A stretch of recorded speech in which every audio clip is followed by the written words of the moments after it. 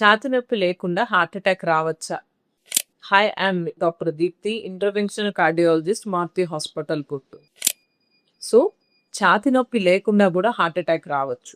అలాంటి వాళ్ళల్లో ఇలా విపరీతమైన ఆయాసం కానీ, నొప్పి కానీ, దడ, నెక్స్ట్ కళ్ళు తిరుగుతూ ఉండటం, విపరీతంగా చెమటలు పట్టేసేయటం, లేకపోతే వాళ్ళకి గొంతులో కానీ, తవడలో కానీ, ఎడం చేతిలో కానీ నొప్పి ఉండటం, ఇలాంటి లక్షణాలు ఉండొచ్చు.